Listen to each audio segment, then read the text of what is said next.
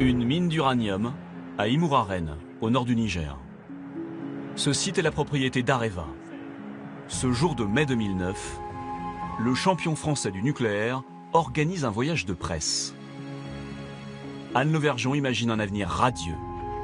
Nos scénarios prévoient en fait la construction dans les 20 prochaines années d'autant de centrales que celles qui ont été construites dans les 50 dernières années ou 40 dernières années. 250 centrales. Sans uranium? Et sans uranium, ça ne sert à rien. Celle que l'on surnomme Atomic Anne vante un nouveau concept, le Nespresso du nucléaire. La centrale et le combustible qui va avec, l'uranium. Ici, ça c'est l'uranium, c'est ça l'uranium?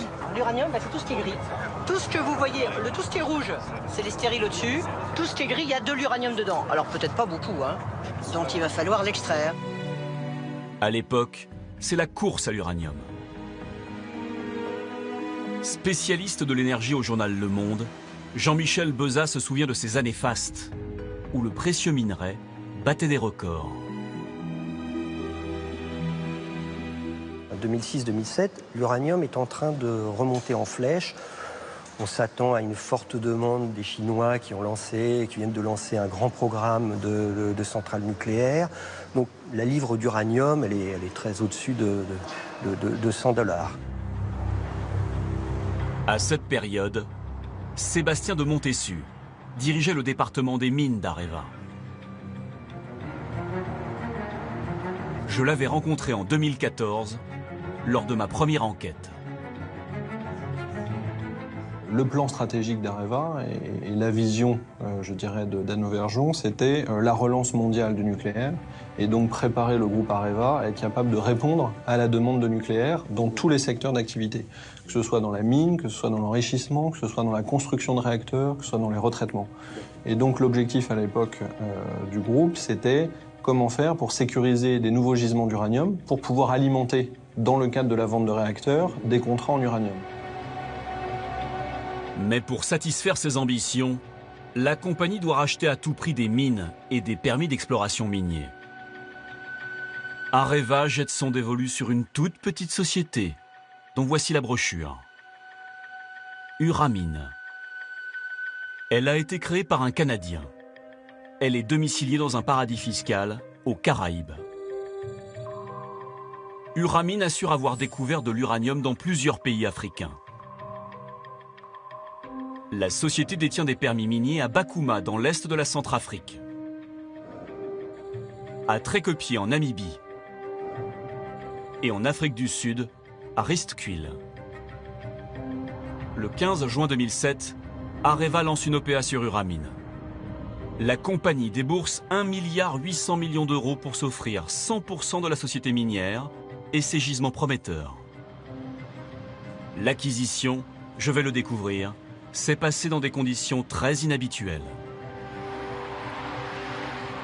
J'ai retrouvé dans la région d'Orléans un des patrons des géologues d'Areva, aujourd'hui à la retraite. Jean-Pierre Milési m'explique que les géologues doivent toujours expertiser le sous-sol avant l'achat d'un permis minier. Avec Uramine, ça ne s'est pas passé comme ça.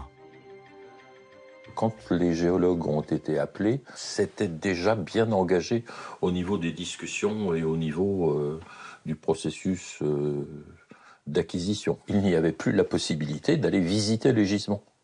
Or, pour un géologue, ne pas voir un gisement, c'est examiner le catalogue La Redoute.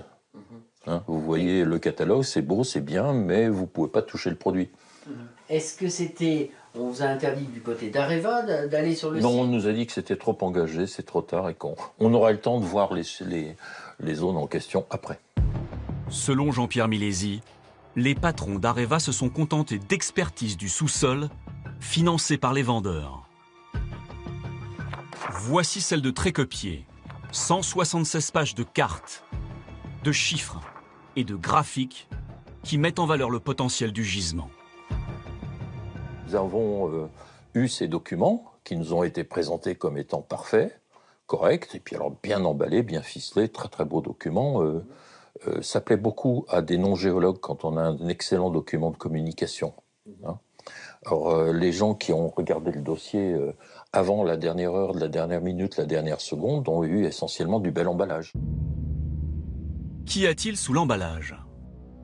Y aurait-il eu tromperie sur la marchandise? Le mieux, c'est d'aller voir sur place.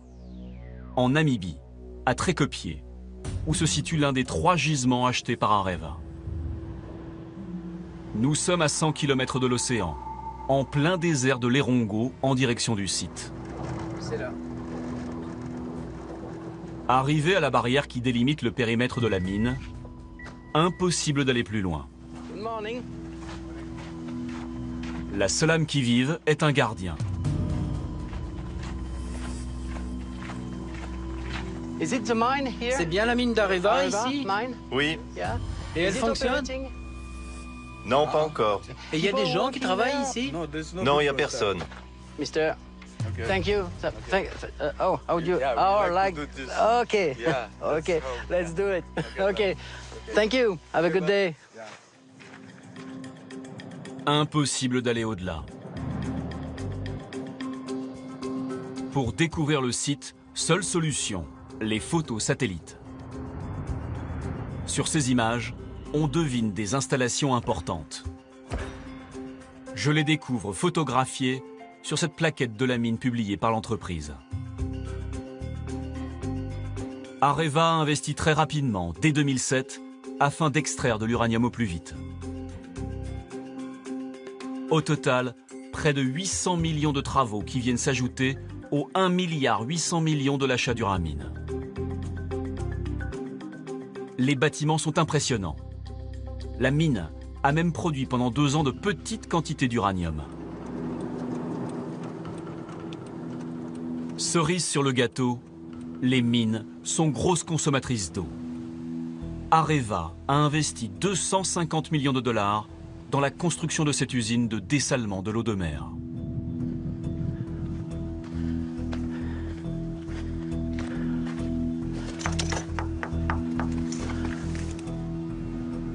Les canalisations fonctionnent et l'usine tourne. Clin d'œil du destin, depuis que la mine est en sommeil, Areva vend l'eau de son usine à d'autres mines dans la région. Les bureaux d'Areva se situent à 70 km de là, à Swakopmund, la capitale minière du pays. Curieuse impression de se retrouver dans une coquette ville allemande, sous les tropiques. Dans ce petit immeuble, le siège social d'Areva. Son directeur accepte de nous recevoir pour une courte interview. Une photo d'Anne Lauvergeon et de son directeur des mines, Sébastien de Montessu, témoigne de leur visite en 2009. Le directeur dément que la mine soit définitivement abandonnée.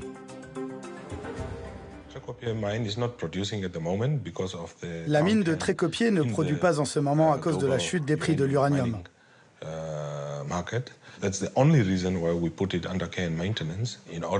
C'est uniquement pour cette raison que nous l'avons mise en sommeil, en attendant que le cours de l'uranium remonte. Quand ce sera le cas, on remettra les choses sur la table et on pourra relancer la production. Et vous prévoyez ça pour quand?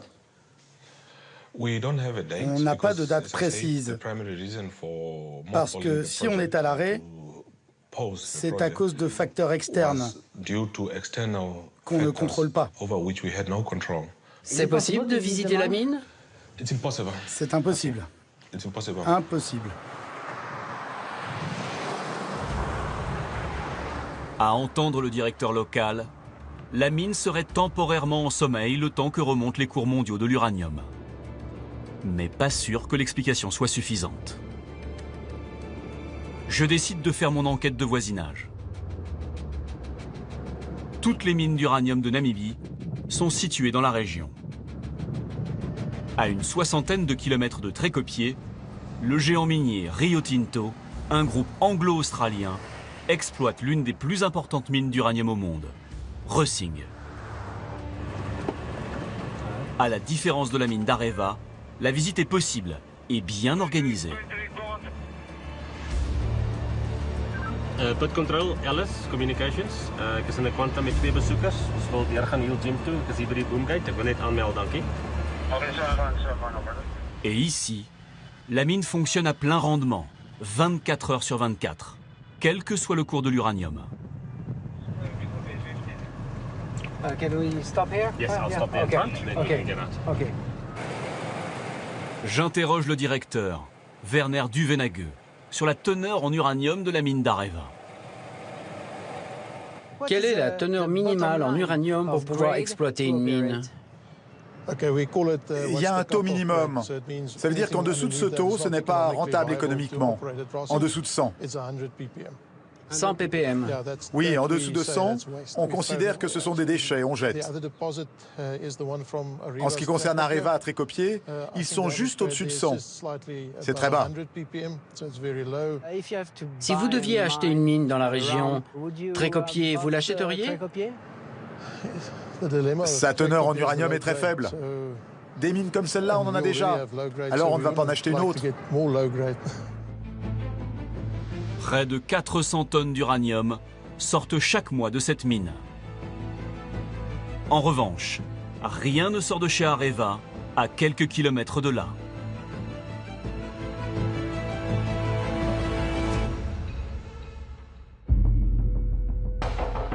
Dans le portefeuille de la société Uramine, Areva a acheté un autre gisement à Bakouma en Centrafrique. Et là encore, le champion du nucléaire n'a pas fait une bonne affaire. La mine de Bakouma est située à 700 km à l'est de la capitale, Bangui. Perdue au milieu de la forêt tropicale, la zone est très difficile d'accès. Voici une des rares photos aériennes du lieu. À Bangui, nous avons retrouvé un témoin qui connaît bien Bakouma. Il s'appelle Régis Dunda. Géologue, diplômé de l'école des mines de Nancy, il a été salarié d'Areva sur le site. Le voici avec quelques-uns de ses collègues. Ils effectuaient des forages dans le sous-sol pour évaluer sa teneur en uranium. Ici, à la différence de la Namibie, le taux de minerai dans la roche est élevé, mais techniquement inexploitable. Il n'y a jamais eu d'exploitation d'uranium à Bakouma. C'est important de le dire. Moi, je suis centrafricain, je suis géologue. J'ai travaillé avec Areva sur le site de Bakouma. Les travaux là-bas se sont arrêtés en phase du développement. Régis Dunda est formel. Jamais un gramme d'uranium n'est sorti de ce gisement. Et 4 ans après son achat, Areva a fermé le site de Bakouma. Si Bakouma continuait, j'allais continuer à travailler pour Areva, c'est sûr. Et vous avez été licencié, c'est ça? Je ne suis pas le seul à être licencié. C'est tout le personnel de Areva Resources Centrafrique qui a été déposé. Voilà. L'entreprise française a aujourd'hui quitté le pays. Nous allons le constater en nous rendant sur les hauteurs de Bangui, à 2 pas de la place Valéry Giscard d'Estaing, où étaient situés les locaux d'Areva.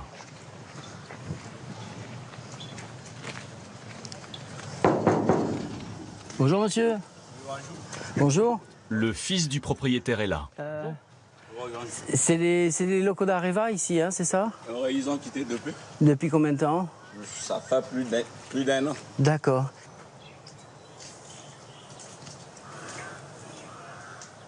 Et c'était loué et Areva payait, vous payez donc famille? Ah ouais. Hein. Ils payaient combien ici, à peu près? 600 000. 600 000? 600 000 francs CFA. Super. 1 000 € par mois. Il n'y a pas de meubles, d'archives, de quoi que ce soit, quoi. Il y en a aussi.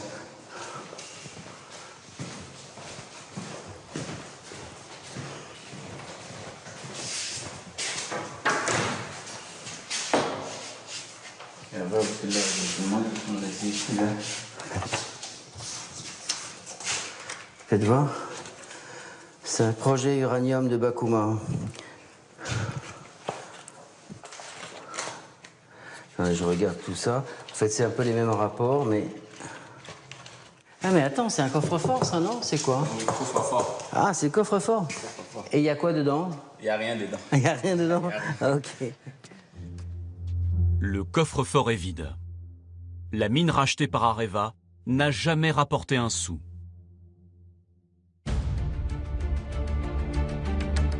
Areva aurait-elle été victime d'une arnaque? Une enquête interne est demandée au directeur de la sécurité d'Areva, Thierry Darbonneau, un amiral. L'enquête se concentre autour des vendeurs de la société Uramine, un Anglais, Jim Mellon, et un mystérieux Canadien, Stephen Dattels, dont il n'existe aucune photo. Les vendeurs d'Uramine, ce n'étaient pas des perdants de l'année, hein. Ils étaient connus dans le monde minier.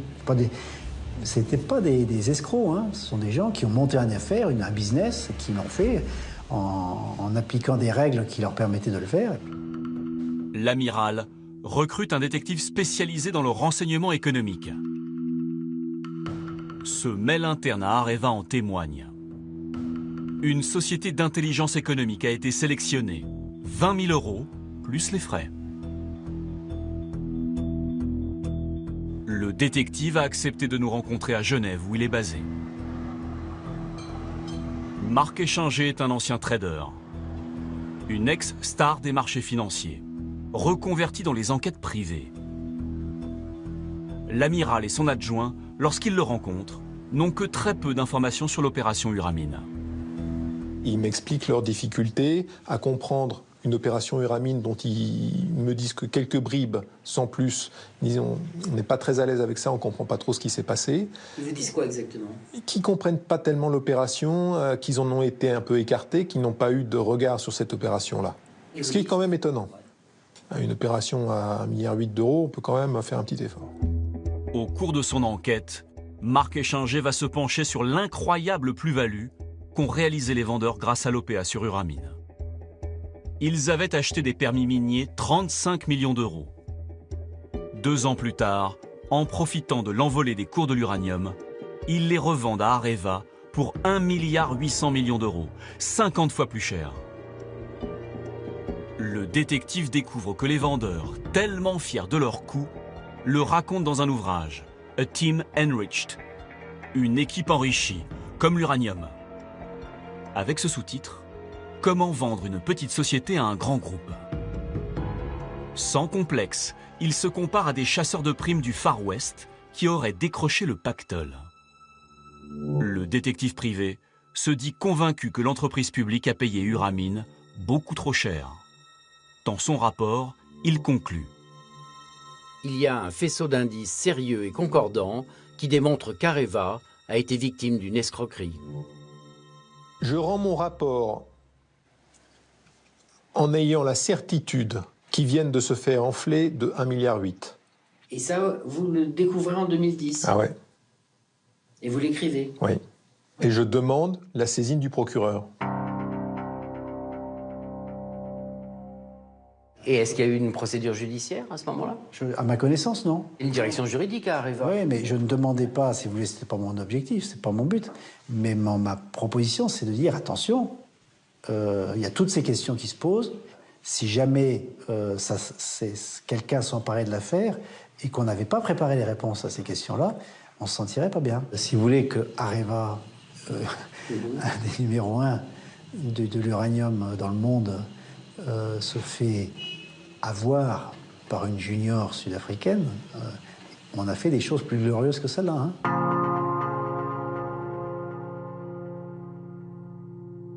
Je sais simplement que ce rapport a été transmis au directeur général délégué du groupe, qu'on a informé Anne Lauvergeon, et ils ont décidé, sur la base des éléments contenus dans ce rapport, qu'il n'y avait pas nécessité d'en informer la justice ou les autorités. Loin du regard des juges, l'enquête finit sur le bureau d'Anne Lauvergeon, sans suite judiciaire. En juin 2011, lors de l'audition d'Anne Lauvergeon devant les parlementaires, le député Marc Goua interroge la présidente d'Areva sur cette étrange opération. En 2007, Areva s'est porté acquéreur d'une entreprise qui s'appelle Uramine. Je crois savoir qu'il n'y a pas encore un tonnage d'uranium qui est sorti de cette opération. Voilà un certain nombre de questions. Merci. Anne Lauvergeon ne se montre guère précise. En ce qui concerne Uramine, nous avons acheté 3 gisements. un gisement, alors je dis gisement puisque en fait c'est des gisements qu'il faut mettre en mine, transformer ces gisements en exploitation pratique. Voilà, donc le sujet est tout à fait classique. Un sujet tout à fait classique pour Anne Lauvergeon. Des pertes abyssales pour les comptes d'Areva. Cette mine, c'est une catastrophe. Oui, c'est une catastrophe parce qu'ils ont déprécié 1,9 milliard sur les mines de la société Uramine, qu'ils ont acheté 1,8 milliard. En plus, ils ont investi de l'ordre de 800 millions d'euros dans une usine de dessalement de l'eau de mer. Donc tout ça se solde par une perte effectivement de l'ordre de 3 milliards d'euros. Au cœur des interrogations, la toute-puissante patronne d'Areva pendant 10 ans. Qu'a-t-elle su? Qu'a-t-elle ordonné? Quelle est sa responsabilité dans ce fiasco? Sa gestion de l'achat d'Uramine est gravement mise en cause. La Cour des comptes a rédigé en 2014 un document confidentiel, un pré-rapport sur la gestion d'Areva. Il est accablant pour l'ancienne dirigeante du groupe nucléaire. Il dénonce des informations biaisées ou incomplètes, des fautes individuelles, des manquements, voire de la dissimulation. La Cour a depuis transmis le dossier au parquet financier. Une enquête judiciaire a été ouverte pour faux et usage de faux et présentation ou publication de comptes inexacts.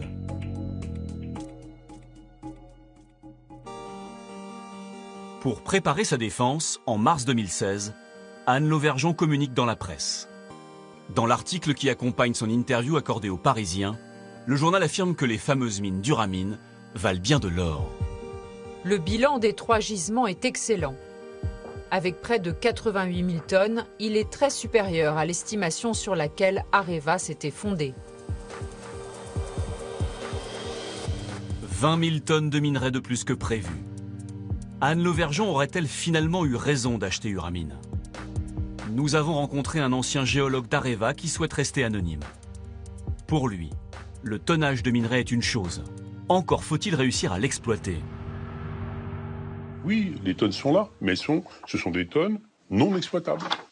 Mais si ça vaut de l'or, mais messieurs, exploitez, tout de suite, perdez pas de temps, si c'est de l'or. Formidable. Il ne faut pas confondre la partie technique et la communication. Beaucoup de gens ont lu cet article, ont été des spécialistes d'Areva, ou d'anciens spécialistes d'Areva, et ont été scandalisés. C'est ridicule, ça n'a aucun intérêt. Le géologue a alerté sa hiérarchie. En 2011, il a été licencié pour désaccord avec la stratégie d'Areva. Je pense que les gens se sont autocensurés pour éviter toutes sortes d'ennuis. Et il est vrai que tous ceux qui ont parlé ont des ennuis. Placard, mise à la porte, exil, enfin tout. Pas mal. Ouais, vous en avez fait partie de cela? Oui, bien naturellement. Dans quelles circonstances? Avoir dénoncé le scandale Uramine. Et c'est ça qui vous a coûté un poste? Oui, bien sûr. Pas qu'à moi, du reste, à beaucoup d'autres. Parce que vous étiez allé sonner aux portes, dire, avec votre dossier en disant Uramine, il n'y a rien dedans, c'est une arnaque? Oui, bien sûr. Pour l'ancien salarié, c'est aussi l'image d'Areva qui a été salie. Ce qui est pire, c'est la crédibilité que l'on a perdue partout. On passe pour des farfelus maintenant. Alors que nous étions les meilleures équipes, nous avions les meilleures équipes d'exploration, de mines, on était une référence, on n'est plus rien aujourd'hui. Si ce n'est la risée du monde entier. À cause de cette opération Uramine? Vous en connaissez des trucs comme ça? Il n'y en a pas. L'ancien géologue est un témoin clé de l'affaire. Il a été entendu à plusieurs reprises par la brigade financière. En mai dernier, le juge Renaud Van Ruynbeck convoque Anne Lauvergeon. Il a sous les yeux sa déposition enregistrée 6 mois plus tôt par les policiers. Selon votre expertise, quel jugement portiez-vous en juin 2007 sur la qualité des gisements d'Uramine? Je n'en avais strictement aucune idée. Bien que je sois ingénieur en chef du corps des mines, je n'avais ni l'expérience, ni la formation, ni la compétence me permettant de porter un jugement sur la qualité de ces gisements. Elle plaide l'ignorance. Anne Lauvergeon, va pourtant quitter le palais de justice sous le coup d'une double mise en examen pour diffusion de fausses informations et publication de comptes inexacts. Elle est soupçonnée d'avoir dissimulé à l'État les pertes colossales dues à l'achat de la société Uramine. 21h, elle quitte le pôle financier.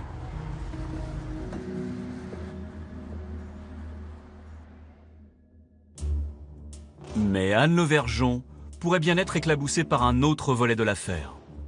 Il implique cette fois-ci son mari, Olivier Frick. Les enquêteurs de Tracfin, la cellule anti-blanchiment de Bercy, ont repéré des transactions suspectes lors de l'achat de la société minière Uramine par Areva. Cette opération aurait dû rester secrète. Or, dans les semaines qui la précèdent, de mystérieux acheteurs acquièrent des actions Uramine à bas prix. Parmi eux, Olivier Frick. Il est bénéficiaire d'une structure offshore, Amlon Limited, immatriculée dans les îles Vierges britanniques, un paradis fiscal. Entre le 18 mai et le 12 juin 2007, Amlon achète 326 000 actions Uramine, puis les revend à la veille de l'achat d'Uramine par Areva. Bénéfice, près de 300 000 €. La conclusion des enquêteurs de Tracfin est sans ambiguïté. Ces faits pourraient être constitutifs d'un délit d'initié. Olivier Frick a-t-il obtenu une information confidentielle auprès de son épouse, Anne Lauvergeon? L'ancienne patronne d'Areva et son mari ont été entendus par la brigade financière. Leur domicile perquisitionné. Olivier Frick a été mis en examen pour délit d'initié.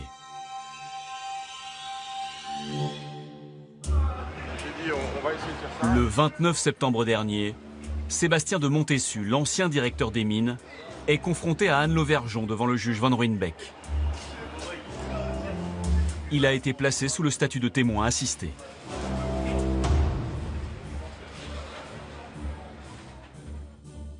Dans cette affaire, d'autres mises en examen d'anciens dirigeants d'Areva pourraient intervenir prochainement, avant un futur procès.